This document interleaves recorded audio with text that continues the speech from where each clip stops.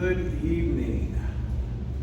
Today we're going to be taking a look at how Tai Chi can be used to help with coordination. Now, if you like the video, don't forget to like and subscribe and invite friends to participate in the class. They will thank you for it. Okay, so we're going to start the drills by sitting down and then we're going to stand up. So the first thing we're going to do, I want you, if you're going to be doing it with me, is to go ahead, get relaxed, and you're going to sit nice and straight. The soles of your feet are going to be on the floor. You want to make sure that you're comfortable. You're going to take your arms and you're going to drop them comfortably to your side. So you're going to be using your right hand. You're going to allow the hand to come up, lifting from the shoulders. You're going to lift. As you lift, the wrist will be allowed to be limp. The fingers will be towards the floor. You get about shoulder height, and then you're going to transition down. So I like to tell my students to pretend you're like a painter, slathering paint on with the back of your hand, and then reversing the motion, slathering it on with the front of the hand. It's a nice, smooth, graceful movement. You might count to yourself. 1, 2, 3, 4, 5, and then again 1, 2, 3, 4, and 5. Just want to relax in that motion. Okay, you do a few of those. Let's go with the other hand. This is going to be your left hand, and we're going to go up 2, 3, 4, 5. Transition down 2, 3, 4, 5. Once again, you're going to go up 2, 3, 4, 5. Don't worry about your breathing. And then you're going to go down 2, 3, 4, 5. Now here comes the coordination. When your right hand is fully up, your left hand is going to be fully down. And then you're going to reverse it.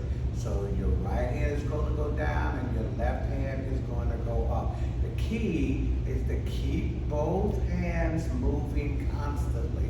Do not allow one hand to get to the full extension of the move and stop and wait for the other hand.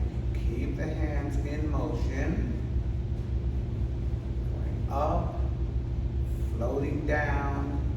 This is the first coordination exercise drill. We'll do this several times to allow the muscle memory to kick in. Awesome. And then allow both hands to just drift to your side. Okay? Now we're going to do both hands at the same time. So we're going to lift from the shoulders, and then we're going to float down.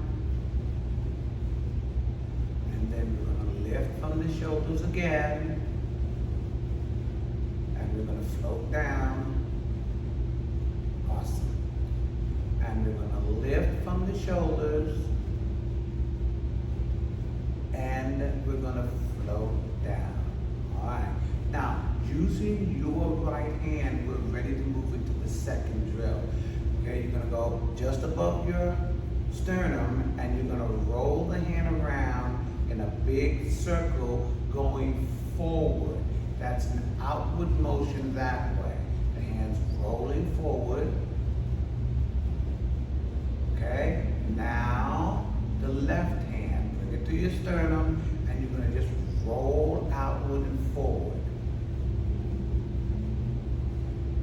Good job. Now, both hands. Make sure that the hands are rolling forward. And you have equal and opposites constantly. Equal and opposites constantly. Rolling forward. Alright, now reverse it to roll backward. Do this several moments. Once again, rolling forward. And then allow your arms to drift down to your side.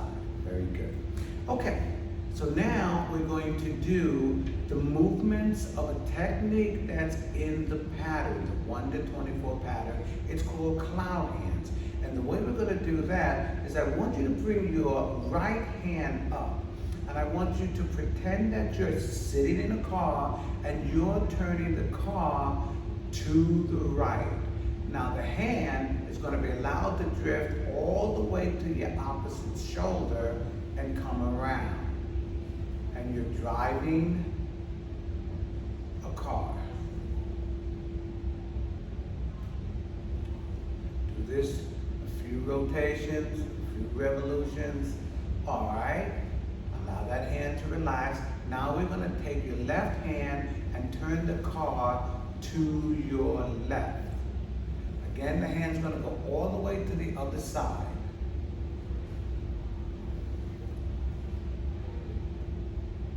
All right, now both hands, your right, your left.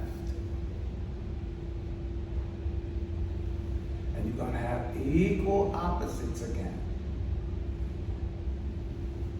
Make sure that you are making those rotations as if you're turning the car to the right and the left. Now, what typically happens is after a few revolutions, beginners begin to kind of breaststroke. Okay, so you don't want to do that. You may want to start with a few revolutions with your right hand, and then add your left hand in the mix.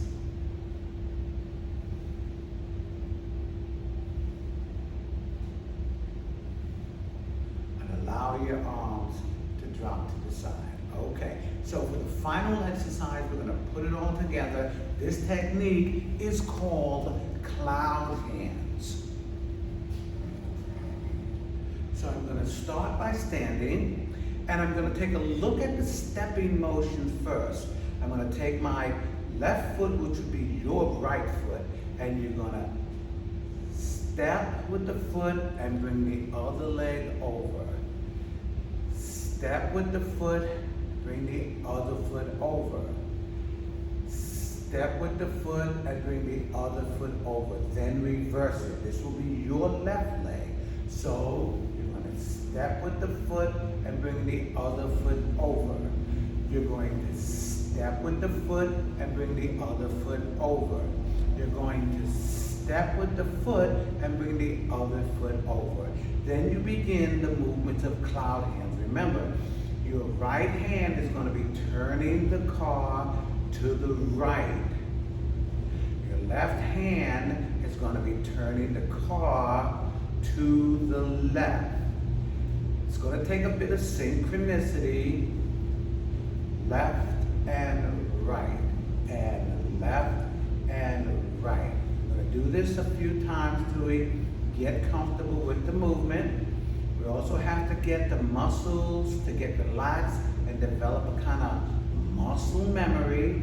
Now, when the right hand hits the peak and goes over, you're going to step with your right foot.